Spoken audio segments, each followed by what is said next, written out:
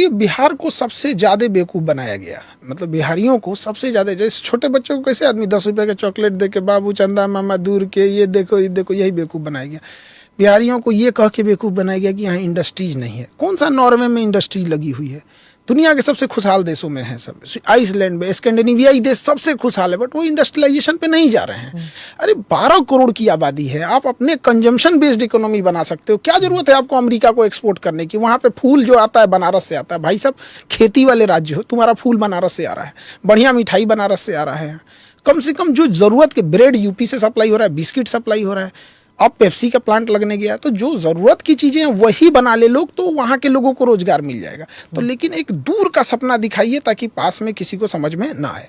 तो वहाँ बिहार में सबसे बड़ी जो कमी है वो वहाँ के लोगों के पास पैसे नहीं है, और पैसा बहुत मायने रखता है किसी के लिए। अगर कोई किसी के होटल है, वहाँ पे सारा मेहनत एक कारीगर का होता है जो नीचे किसी किचन में बैठ के काम कर रहा है, उसके पास पैसे नहीं है, इसलिए वो होटल के वो कारीगर का काम कर रहा है। जिस दिन उसके पास पैसे आएंगे वो अपना होटल खोल लेगा। सारा खेल पैसे की चल रही है यहाँ पे। सैलून की दुकान पे कोई बाल काट रहा है, उसके पास पैसे आएंगे वो अपना खोल सकता है। तो वहाँ पैसे का अभाव तो है। कैसे होगा ये फिर? कैपिटल देखिए, सरकार को कुछ या कोई एजेंसीज को पब्लिक को कैटर करना चाहिए, उनको वेल ट्रेंड देना चाहिए, फिर उनका एक एग्ज़ाम लेना चाहिए जो प्रैक्टिकल बेसिस पे हो और थ्योरी बेसिस पे हो। जब वो पास हो जाएं, उस लेवल के आ जाए कि इनके पास ये जानकारी हो गई। जैसे सपोज कीजिए कोई गाय पालना ही चाहता है, उसको पता ही नहीं है कि 30 लीटर पानी पिएगी तब जाके 10 लीटर दूध देगा। उसको 30 लीटर पानी उसको समझ में नहीं आ रहा है, वहाँ पे उसको छोड़ दिया है वैसे ही कि कब उसको कैल्शियम देना चाहिए, कब नहीं देना चाहिए। उसको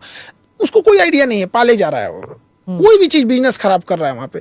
तो जब उसके पास चीज़ें आ जाएं, उसके पास नॉलेज आ जाए, तो उसको आप एक लोन के फॉर्म में दीजिए, और लोन पैसे के रूप में न दीजिए। जिस चीज़ के लिए वो लोन दे रहा है, एक पूरी एजेंसी हो, वो चीज़ उसको प्रोवाइड कराई जाए उस बिजनेस में, ताकि वह तो एक तो वहाँ के लोगों के पास पैसा नहीं है।